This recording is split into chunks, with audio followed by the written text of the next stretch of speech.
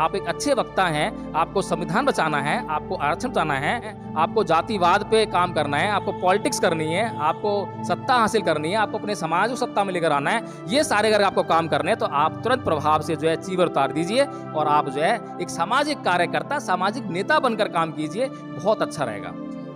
नहीं ली है तो आपकी धम्म दीक्षा ही नहीं हुई है, ऐसा कुछ भी नहीं है। जिन लोगों ने 22 प्रतिज्ञाओं के साथ में धम्म दीक्षा नहीं ली है, धर्म परिवर्तन नहीं किया है, वो उन लोगों से भी बेहतर बौद्ध हो सकते हैं। किसी भी बौद्ध भिक्षु का इन 22 प्रतिज्ञाओं से लेना देना नहीं है। कोई भी बौद्ध भिक्षु जो है कभी भी किसी अन्य संप्रदाय की निंदा नहीं कर सकता। खासकर हम बौद्ध भिक्षुओं का एक आचरण देखे या चरित्र देखे या उनको जिस चीवर में हम देखे वो बहुत ही महान चीवर है, लेकिन जब हम उनकी भाषा शैली सुनते हैं तो कहीं ना कहीं हमें उसमें बहुत ज़्यादा जोश दिखाई देता है, एक एग्रेशन दिखाई देता है और बहुत ज़्यादा उत्सुकता दिखाई देती है। तो क्या कारण है कि जिन लोगों को आज धम्म का काम करना चाहिए वो धम्म का काम नहीं कर रहे?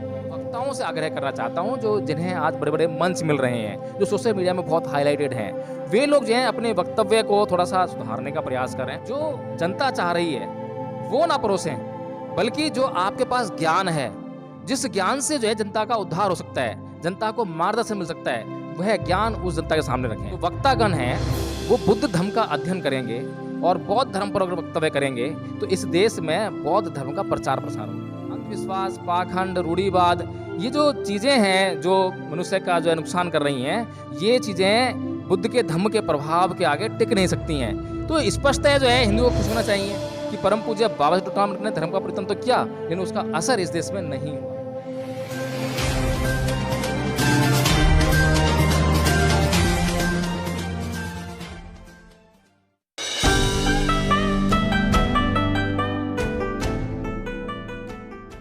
नमस्कार, आप देख रहे हैं एनबी न्यूज़ 24/7 नीलम बौद्ध के साथ। साथियों, आज मैं बात करूंगी 22 प्रतिज्ञाओं को लेकर, क्योंकि 22 प्रतिज्ञाओं पर जो बवाल पूरे देश में मचा हुआ है अभी वो शांत होने का नाम नहीं ले रहा है। और खासकर बौद्ध धर्म में 22 प्रतिज्ञाओं का क्या महत्व है, इसी विषय पर चर्चा करने के लिए आज मेरे साथ में एडवोकेट जय भीम प्रकाश जी हैं। उन्हीं से जानना चाहूंगी, सर, जिस तरह से आप धर्म की जानकारी भी रखते हैं और अभी आपने वर्तमान में बुद्धिज्म से स्टडी किया, तो जानना चाहूंगी जो 22 प्रतिज्ञाएं खासकर बौद्ध धर्म में उनका क्या महत्व है? देखिए नीलम जी, सबसे पहली बात तो ये है कि 22 प्रतिज्ञाएं बौद्ध धर्म का हिस्सा नहीं हैं। बौद्ध धर्म में कहीं पर भी बौद्ध साहित्य में 22 प्रतिज्ञाओं का कोई जिक्र नहीं है। और बौद्ध साहित्य की जब हम बात करते हैं तो बौद्ध साहित्य के दो भाग हैं। पहला भाग तो वो है जो त्रिपिटक कहलाता है, जिसमें कि सुत्त पिटक, विनय पिटक और अभिधम्म पिटक है। और उसके बाद जो बौद्ध विद्वान हुए, बड़े बड़े इतिहासकार हुए, बौद्ध विद्वान हुए, उन्होंने जो बौद्ध साहित्य के ऊपर जो है टीका टिप्पणियाँ की हैं, तो वह भी बौद्ध साहित्य में शामिल है। इस सारे साहित्य में कहीं पर भी 22 प्रतिज्ञाओं का कोई जिक्र नहीं है। लेकिन ये समझने वाली बात है कि जब कोई व्यक्ति कोई धर्म छोड़कर बौद्ध धर्म ग्रहण कर रहा है तब वह 22 प्रतिज्ञाओं का रोल होता है। लेकिन जब है 22 प्रतिज्ञाओं का आचरण करके और पूरा अपने आप को जो है डिटरमाइन कर लेता है, एक तरफ कर लेता है कि मैं बौद्ध हूँ, तब उसके पास उसके लिए कोई 22 प्रतिज्ञाओं का महत्व नहीं है। अब उसको जो है सिर्फ बौद्ध धर्म का अध्ययन करना है, बौद्ध धर्म के जो नियम कायदे कानून हैं उनके हिसाब से वो उसको अपने जीवन से चलाना है। ये बहुत ज़रूरी है। अब यहाँ पर समझने वाली बात ये है कि परम पूज्य बाबा साहेब डॉक्टर भीम अम्बेडकर ने जो 22 प्रतिज्ञाएं दी थी, ये इस बात के लिए दी थी ताकि जो उनका समाज है, जिस धर्म को छोड़कर और किसी नए धर्म को अपना रहा है, तो वहाँ पर एक स्पष्ट विभाजन रेखा होनी चाहिए। अगर वहाँ पर स्पष्ट विभाजन रेखा नहीं होती है तो व्यक्ति का जीवन जो है पहले से भी ज़्यादा जो है बहुत ख़राब हो सकता है, क्योंकि ना तो व्यक्ति इधर का रहेगा ना उधर का रहेगा।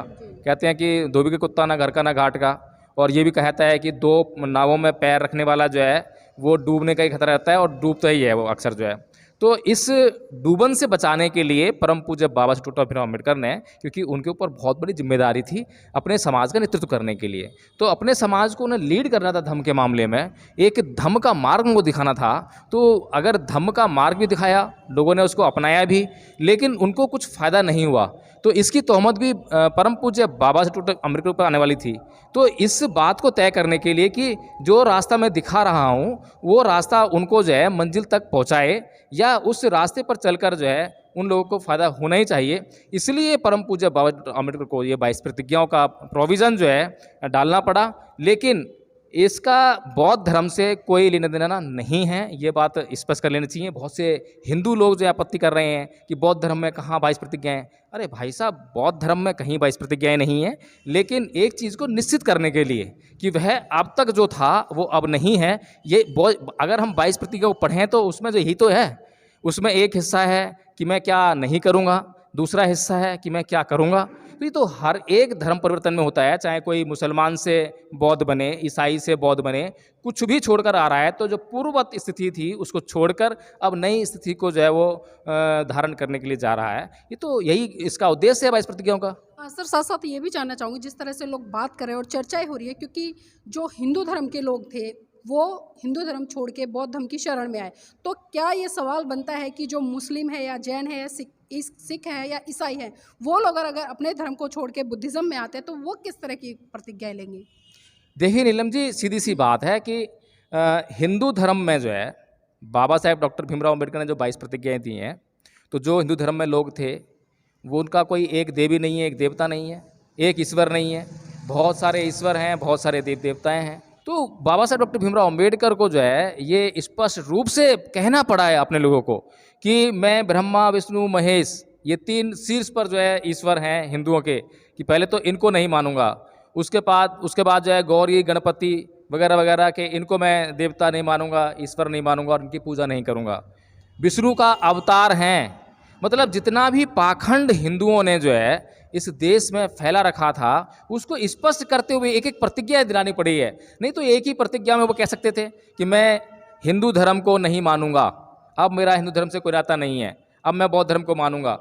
स्पष्ट बात थी, क्योंकि परम पूज्य बाबा साहब डॉक्टर अम्बेडकर उस समाज का नेतृत्व कर रहे हैं जिसको हजारों सालों से पढ़ने लिखने ही नहीं दिया गया, जिसकी बुद्धि का विकास अवरुद्ध कर दिया गया था। अब जिस व्यक्ति की बुद्धि का विकास ही अवरुद्ध कर दिया गया हो, जो सोचने समझने की हालत में ही ना हो और जिसको कि मानसिक गुलाम बना के रखा गया हो और उसको कभी भी मानसिक गुलाम बनाया जा सकता हो आसानी से जो है, तो ऐसे व्यक्तियों को तो बहुत ही ब्रीफ में नहीं बल्कि बहुत ज़्यादा विस्तृत रूप में समझाना पड़ता है, एक एक बात समझानी पड़ती है, एक एक भगवान को लेकर समझाना पड़ता है कि भाई देखो ये वाला भगवान भी तुम्हारा नहीं है, ये वाला भगवान भी एग्जिस्ट नहीं करता है, ये अवतार नहीं है, ये देवी देवता नहीं है। हर एक बात, हर एक धारणा जो उस व्यक्ति के मन में है, उस हर एक धारणा को स्पष्ट करना पड़ता है। अगर परम पूज्य बाबा साहब डॉक्टर अम्बेडकर का समाज जो है उन्नत दिमाग वाला होता तो बाबा साहब डॉक्टर भीमराव अम्बेडकर को 22 प्रतिज्ञाएं देनी ही नहीं पड़ती। ये तो बड़ी स्पष्ट सी बात है कि कोई व्यक्ति जो धर्म छोड़ रहा है तो उसको नहीं है, उसको फॉलो करना है, और जो धर्म अपना रहा है उसको फॉलो करना है, ये तो हर कोई जानता है। लेकिन सर जो 22 प्रतिज्ञाओं का जो दौर चल रहा है, खासकर जो पहली 22 जो कुछ प्रतिज्ञाएं हैं जिसमें कि साफ साफ जो हिंदू धर्म के देवी देवता हैं उनको नकारा जाता है, तो जो बौद्ध लोग हैं वो बाद की प्रतिज्ञाओं पर क्यों चर्चा नहीं करते, बल्कि वो हमेशा जो हिंदू धर्म है उसकी आलोचना करते हैं और उनको ही टारगेट करते हैं, ऐसा क्यों? देखिए, इसका तो सबसे बड़ा फायदा जो हिंदुओं का ही हो रहा है। अब हिंदुओं को तो खुश होना चाहिए इस बात के लिए कि परम पूज्य बाबा साहब डॉक्टर भीमराव अम्बेडकर ने जब 14 अक्टूबर सन 1956 को धर्म परिवर्तन किया था और उनके साथ में लगभग 10 लाख लोगों ने धर्म परिवर्तन किया था। अब आज की डेट में अगर हम देखें तो 10 लाख लोग हैं कहाँ? अगर वो 10 लाख लोगों की जनरेशन का हिसाब लगाएं तो मेरे ख्याल से 3-4 गुना तो होनी चाहिए थी, कम से कम 30-40 लाख होने चाहिए थे। और 30-40 लाख अगर इस देश में बौद्ध होते तो बौद्धों की संख्या दिन ब दिन बढ़ रही होती। और 30-40 लाख छोड़िए नीलम जी, अगर 1 लाख भी बौद्ध भारत के अंदर आचरण वाले हों, धम्म को जानने वाले हों, तो धम्म जो है इतना अच्छा मतलब प्रभाव लिए हुए है कि अपने प्रभाव से ये अंधकार को तुरंत समाप्त कर देता है। अंधकार इस धम्म के आगे टिक नहीं सकता। अंधकार किसे कह रहा हूँ मैं? अंधविश्वास, पाखंड, रूढ़िवाद, ये जो चीज़ें हैं जो मनुष्य का जो है नुकसान कर रही हैं, ये चीज़ें बुद्ध के धम्म के प्रभाव के आगे टिक नहीं सकती हैं। तो स्पष्ट है जो है हिंदुओं को खुश होना चाहिए कि परम पूज्य बाबा साहब डॉक्टर अम्बेडकर ने धर्म का परिवर्तन तो किया, लेकिन उसका असर इस देश में नहीं हुआ। सर अभी जिस तरह से आपने बात की कि 1 लाख बौद्ध भी नहीं है, लेकिन मैं थोड़ा सा आपकी जानकारी के लिए बताना चाहूँगी, अभी जिस तरह से 14 अक्टूबर को हमने देखा पूरे भारत देश में बहुत बड़े बड़े कार्यक्रम आयोजित हुए, जिसमें कि एक एक कार्यक्रम में 50-50 हज़ार लोगों की संख्या थी। यहाँ तक कि जो नागपुर की दीक्षा भूमि है वहाँ पर तो लाखों लोग थे। तो आप किस आधार पर कह रहे हैं कि 1 लाख लोग भी नहीं है? देखिए, आजकल जो है सोशल मीडिया का ज़माना है और इस मीडिया के माध्यम से बहुत से लोगों का चेहरा जो है समाज में चमका है। अब जिनका चेहरा चमक जाता है तो वह वही बात करता है जो समाज को पसंद है। जो तुमको हो पसंद वो बात कहेंगे, जो दिन को अगर रात कहो तो रात कहेंगे, इस तरह का कुछ गाना है। तो वही हाल जो है इस समाज का चल रहा है। ये समाज जो है भेड़ चाल है। इस समाज में अभी जो वक्ता मंचों पर दिखाई देते हैं, बहुत बड़े बड़े मंच लगाए जाते हैं। आयोजक जो है बहुत बड़ा मंच लगाएंगे और आयोजक जो है फिर बुलाने के लिए यानी बोलने के लिए किसको ढूंढते हैं, जो बहुत चर्चित चेहरा हो। अब या तो उसका बहुत ज़्यादा नाम हो, जैसे कि सबसे पहले तो ढूंढेंगे कि परम पूज्य बाबा साहब डॉक्टर भीमराव अंबेडकर के जो वंशज हैं, जो उनके परिवार के लोग हैं, अगर वो आ जाएं तो बाबा साहब का नाम ले लेकर जो हम भीड़ इकट्ठी कर लेंगे, भीड़ इकट्ठी कर लेंगे और उनसे चंदा भी उगाई हो जाएगी। प्रोग्राम बहुत बड़ा होगा, प्रोग्राम सफल हो जाएगा और उसमें जो अध्यक्ष होगा, जो पदाधिकारी वगैरह होंगे, उनके फोटो चमक जाएंगे, उनका नाम हो जाएगा। ये उनका जो है मेन ध्येय होता है। पब्लिक को जो है वहाँ पर जो है किसी भी तरीके से जो उसका जो बुद्धि विकास करना है, ये उनका उद्देश्य नहीं होता है। अब इसी कड़ी में क्योंकि लोग पसंद कर रहे हैं जो बातें, लोग पसंद कर रहे हैं हिंदू धर्म के खिलाफ बोलना, लोगों को धर्म की बातें सुनना पसंद नहीं है। हमारे कई वीडियोज़ हैं जो हम धर्म पर बोलते हैं तो कोई पसंद नहीं करता, उस पर व्यूज़ नहीं आते। और जैसे ही हिंदू धर्म के खिलाफ अगर आपने टाइटल भी लिख दिया और अंदर चाहे कुछ भी हो, लेकिन अगर हिंदू धर्म के खिलाफ को टाइटल भी डाल दिया तो फिर लोगों को जो बहुत पसंद है, उसमें लाखों की संख्या में व्यूज आ जाते हैं। तो ये मेंटेलिटी जो है इस समाज की, इसको चेंज करनी पड़ेगी। जो जातिवादी जो मेंटेलिटी है, इसको उससे बाहर आना पड़ेगा। जब तक धम्म नहीं समझेंगे, जब तक इनका उद्धार होने वाला नहीं है। और मैं विशेष तौर पर आपके चैनल के माध्यम से उन वक्ताओं से आग्रह करना चाहता हूं जो जिन्हें आज बड़े बड़े मंच मिल रहे हैं, जो सोशल मीडिया में बहुत हाईलाइटेड हैं, वे लोग जो हैं अपने वक्तव्य को थोड़ा सा सुधारने का प्रयास करें और अपने वक्तव्य में जो जनता चाह रही है वो ना परोसें, बल्कि जो आपके पास ज्ञान है, जिस ज्ञान से जो है जनता का उद्धार हो सकता है, जनता को मार्गदर्शन मिल सकता है, वह ज्ञान उस जनता के सामने रखें। तो अगर जो वक्तागण हैं वो बुद्ध धर्म का अध्ययन करेंगे और बौद्ध धर्म पर अगर वक्तव्य करेंगे तो इस देश में बौद्ध धर्म का प्रचार प्रसार होगा। मैं इस बात से बड़ा व्यथित हूँ नीलम जी कि इस देश में बौद्ध धर्म का ज्ञान रखने वाले बहुत कम विद्वान लोग हैं, और जो लोग विद्वान हैं, बौद्ध धर्म का ज्ञान रखते हैं, उन लोगों को मंच नहीं मिलते हैं अपनी बात कहने के लिए। और ना ही उनको मीडिया, जो भोजन मीडिया जिसे कहते हैं, भोजन मीडिया उनको भी कवर नहीं करती है। वो इसलिए कवर नहीं करती है क्योंकि उनके वीडियो चलेंगे नहीं। अब उनके वीडियो चलेंगे नहीं तो भोजन मीडिया को रिवेन्यू नहीं आएगा, और रिवेन्यू नहीं आएगा तो फिर वो उसका इंटरव्यू क्यों लेंगे, क्यों उसकी बात जो वहाँ पे सुनाएंगे। ये बहुत बड़ा नुकसान जो है समाज को हो रहा है। समाज जो है जातिवाद के दलदल में लगातार फंसता चला जा रहा है, सांप्रदायिकता के दलदल में लगातार फंसता जा रहा है। वह जो है धर्म के नाम पर बस संख्या बल इकट्ठा करने में लगा हुआ है, धार्मिक परिवर्तन नहीं कर रहा है, स्वभाव में परिवर्तन नहीं कर रहा है। वह सिर्फ संख्या को बढ़ाने के लिए, ताकि उसका राजनीतिक लाभ उठाया जा सके, बस इसी पर लगा हुआ है। सर, जाते जाते एक आखिरी सवाल लेना जरूर चाहूँगी आपसे, क्योंकि जिस तरह से हम देख रहे हैं कि आज मंचों पर जो बौद्ध भिक्खु हैं, क्योंकि खासकर हम बौद्ध भिक्खुओं का एक आचरण देखें या चरित्र देखें या उनको जिस चीवर में हम देखें वो बहुत ही महान चीवर है, लेकिन जब हम उनकी भाषा शैली सुनते हैं तो कहीं ना कहीं हमें उसमें बहुत ज़्यादा जोश दिखाई देता है, एक एग्रेशन दिखाई देता है और बहुत ज़्यादा उत्सुकता दिखाई देती है। तो क्या कारण है कि जिन लोगों को आज धर्म का काम करना चाहिए वो धर्म का काम नहीं कर रहे हैं, और जिन लोगों को राजनीति करनी चाहिए वो धर्म का काम कर रहे हैं? तो इन दोनों चीज़ों में कितना बड़ा फ़र्क है और खासकर क्या मैसेज देंगे इन चीज़ों को लिए? देखिए नीलम जी, आपने बहुत सवाल किया, क्योंकि मैं बार बार जो है मेरे इंटरव्यूज होते हैं कई बार जो है, और मैं बार बार ये बताना भूल जाता हूँ लोगों को जो है कि जो 22 प्रतिज्ञाओं का जो मैटर जो है, किसी भी बौद्ध भिक्खु का इन 22 प्रतिज्ञाओं से लेना देना नहीं है। कोई भी बौद्ध भिक्खु जो है कभी भी किसी अन्य संप्रदाय की निंदा नहीं कर सकता। उसको निंदा करने से जो है सदैव जो है अपने आप को बचित रखना चाहिए।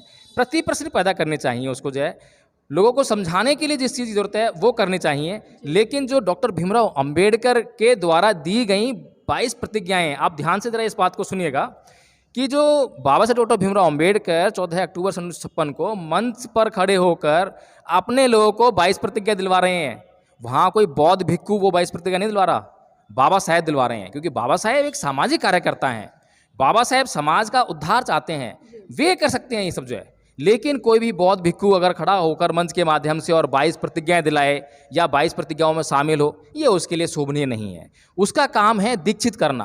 कोई भी व्यक्ति हिंदू धर्म छोड़कर आया है और हिंदू धर्म छोड़कर आने के बाद जब बौद्ध धर्म में दीक्षित होना है, तो उसका जो बौद्ध भिक्खु का काम है वह काम है कि उसको दीक्षित करे, और उसके बाद जो है उसको दीक्षित करने के बाद उसको शिक्षित करे, बौद्ध धर्म की शिक्षाएं उसको दे। लेकिन बौद्ध धर्म में आने से पहले, दीक्षित होने से पहले 22 प्रतिज्ञाओं का जो रोल है कि जो सामाजिक कार्यकर्ता हैं वो उनको जो है 22 प्रतिज्ञा दिलवा सकते हैं, वे उनको 22 प्रतिज्ञा दिलवाएं। लेकिन कोई ऐसा सर्टिफिकेट बनाने की जरूरत नहीं है। ना ही ऐसा सर्टिफिकेट को इशू किया जाता है कि 22 प्रतिज्ञाओं के साथ में आपने जो है धम्म दीक्षा ली है। आपने 22 प्रतिज्ञाएं नहीं ली हैं तो आपकी धम्म दीक्षा ही नहीं हुई है, ऐसा कुछ भी नहीं है। जिन लोगों ने 22 प्रतिज्ञाओं के साथ में धम्म दीक्षा नहीं ली है, धर्म परिवर्तन नहीं किया है, वो उन लोगों से भी बेहतर बौद्ध हो सकते हैं। उदाहरण के लिए मैं अपना उदाहरण देता हूँ। मैंने कभी भी जो है 22 प्रतिज्ञाओं के साथ में धर्म परिवर्तन नहीं किया है, क्योंकि मैं बाई बर्थ बुद्धिस्ट हूँ। मेरे लेकिन सर लोग ये भी तो कहते हैं कि बिना 22 प्रतिज्ञाओं के बौद्ध धर्म अधूरा है। फिर आप किस तरह से ये कह रहे हैं कि जो लोग बिना 22 प्रतिज्ञाओं के धर्म लेते हैं वो सर्वोपरि हैं? नहीं, मैं ये नहीं कह रहा कि जो 22 प्रतिज्ञाओं के बिना धर्म लेते हैं, धर्म परिवर्तन करते हैं, वो सर्वोपरि हैं। मैं ये कह रहा हूँ कि 22 प्रतिज्ञाओं का रोल जो है कहाँ तक है, किसके द्वारा होना चाहिए। दीक्षित होने से पहले सामाजिक कार्यकर्ता जो है, जो कि लोगों को जागरूक करने का काम करता है, ये 22 प्रतिज्ञा जागरूक करने के लिए तो हैं कि भाई आपको क्या करना है क्या नहीं करना है, ये बताने के लिए हैं। बौद्ध भिक्खु जो है, जब आप दीक्षित हो जाओगे तो बौद्ध भिक्खु आपको बुद्ध के धम्म के तत्व सिखाएगा कि आपको पंचशील का आचरण करना है, आपको अब अष्टांगिक मार्ग का पालन करना है, अब आपको विपස්සना करनी है, अब आपको धम्म का ये वाला अध्ययन करना है। ये बुद्ध के धम्म की जो बातें हैं वो बताएंगे, ठीक है। उसके अलावा जो है एक बौद्ध भिक्खु सामाजिक उद्धार का भी कार्य करता है, ऐसी बात नहीं है। इसको कहना जाता है कि समाज कार्य नहीं करता वो बौद्ध भिक्खु जो है, बल्कि वह सबसे बड़ा समाज सेवक होता है। बौद्ध भिक्खु समाज के लिए अपना सर्वस्व निराछावर करने वाला होता है, सब कुछ त्याग कर देता है, बलिदान कर देता है। लेकिन वो बौद्ध भिक्षु जो है उस शैली में बात नहीं करता है जिस शैली में ये 22 प्रतिज्ञाएं हैं। 22 प्रतिज्ञाएं तो शुरुआती वहाँ से करती हैं, लेकिन जो बौद्ध भिक्षु जो है जब शुरुआत करता है तो वो पहले से जो है कटाक्ष नहीं करता, बल्कि सामने से प्रश्न आता है, वह प्रति प्रश्न रखता है। बुद्ध का आप आचरण देखिए, बुद्ध ने भी तो समाज की जो कुरीतियों को मिटाया है, अंधविश्वास को मिटाया है, लेकिन बुद्ध के पास जब भी कोई आया तो जो प्रश्न उन्होंने किया उसके प्रति प्रश्न उन्होंने उठाया, उसके विरुद्ध एक प्रश्न पैदा किया, उस प्रश्न का उत्तर उन्होंने उससे जानना चाहा और उसके प्रश्न का उत्तर बुद्ध के किए गए प्रश्न में ही शामिल होता था। तो इस तरह की बड़ी शालीन और सभ्य भाषा, सभ्य आचरण के द्वारा जो है इस धर्म का प्रचार प्रसार होना चाहिए। और जो आपका सवाल था कि एक बौद्ध भिक्खु जो है उसका जो आचरण है वो किस तरह का होना चाहिए, आज जो हम बौद्ध भिक्खु का आचरण देख रहे हैं, जो मंच के माध्यम से सुनते हैं, तो आज बौद्ध भिक्खु जो हैं संविधान बचाने में लगे हुए हैं, आरक्षण बचाने में लगे हुए हैं, देश में लोकतंत्र बचाने में लगे हुए हैं, जबकि बौद्ध भिक्खुओं का इन बातों से कोई मतलब नहीं है। बौद्ध भिक्खुओं का मामला होना चाहिए कि ज्ञान का, बल्कि वो ये भी नहीं कह सकते कि धर्म को बचाना है धर्म को बचाने की बात भी बहुत भिक्खु नहीं कह सकता। जैसे हिंदू लोग कहते हैं या और अन्य संप्रदाय कहते हैं कि धर्म खतरे में, धर्म बचाना।